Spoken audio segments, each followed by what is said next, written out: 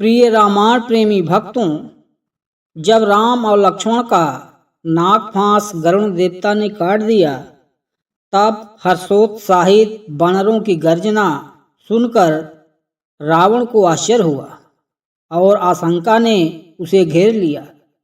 उसने तत्काल मंत्रियों से कहा, वानर सेना में इतना उत्साह कैसे आ गया?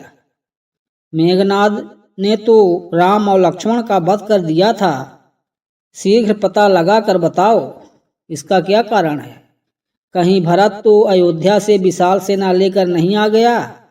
आखिर ऐसी कौन सी बात हुई है जो वानर सेना राम की मृत्यु का दुख भूलकर गर्जना कर रहे हैं? तभी एक गुप्तचर ने आकर सूचना दी कि राम और लक्ष्मण मरे नहीं हैं, वे नागफांस से मुक्त होकर युद्ध की तैयारी कर रहे हैं। यह सुनते ही रावण का मुख पीला पड़ गया।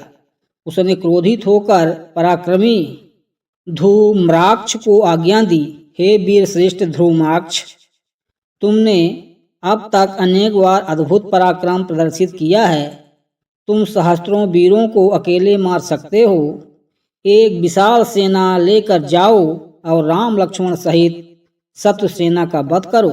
रावण की आज्ञा पाते ही शूल, गदा, तोमर, भाले आदि शस्त्रों से युक्त राक्षसों की विशाल सेना लेकर धूम्राक्ष रणभूमि में जा पहुंचा।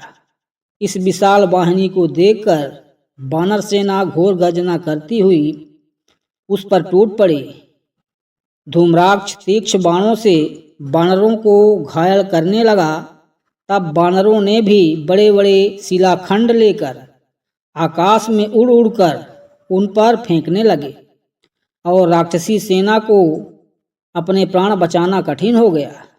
फिर भी राक्षस सेना का एक भाग अपने प्राणों की चिंता न करके बाणों, त्रिशूलों आदि से वानरों का लहू बहा रहा था।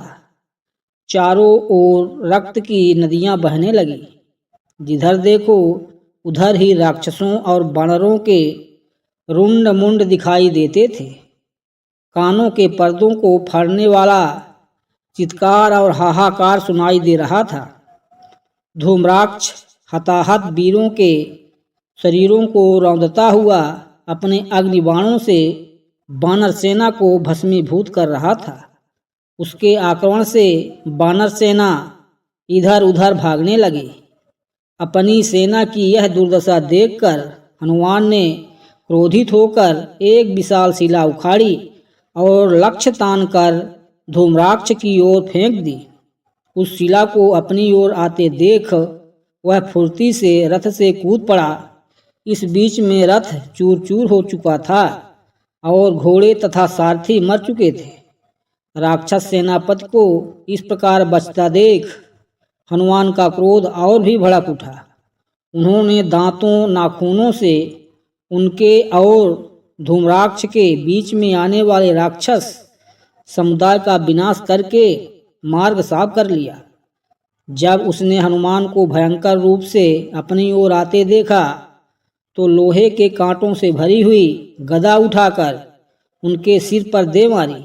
हनुमान ने बाण बचाकर एक भारी शिला उठाई और आकाश में उड़कर धूम्राक्ष के ऊपर दे मारी। इससे उसके शरीर की समस्त हड्डियां टूट गईं और वह पृथ्वी पर गिरकर यमलोक सिधार गया। उसके मरते ही राक्षस भी भाग गए। रावण ने जब धूम्राक्ष की मृत्यु का समाचार सुना तो वह क्रोध से पागल हो गया। उसके नेत्रों से चिंगारियां निकलने लगी।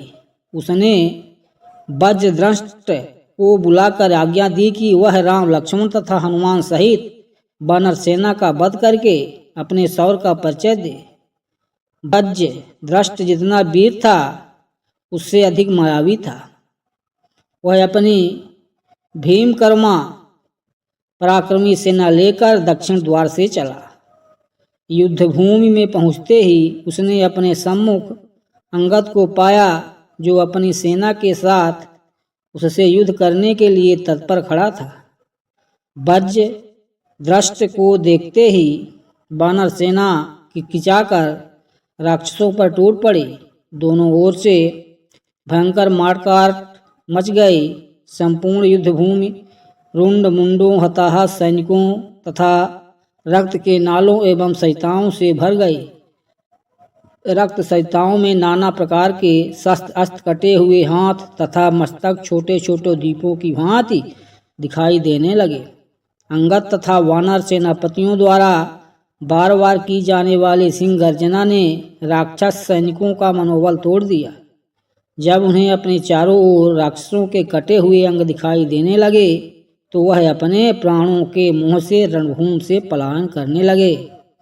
अपनी सेना को मरते कटते और कायरों की तरह भागते देख वज्र दृष्ट दुगने पराक्रम और क्रोध से युद्ध करने लगा।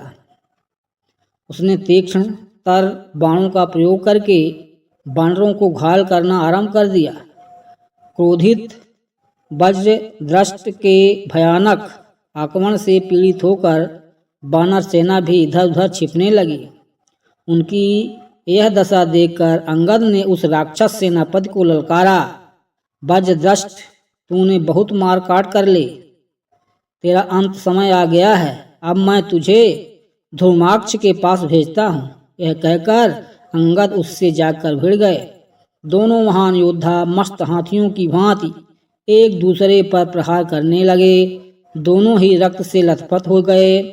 फिर अवसर पाकर अंगद ने तलवार से वज्रदृष्ट का सिर काट डाला। अपने सेनापति के मरते ही राक्षस सेना मैदान से भाग गई। प्रिय भक्तों, आगे का भाग देखने के लिए कृपया चैनल को लाइक और सब्सक्राइब कर लें।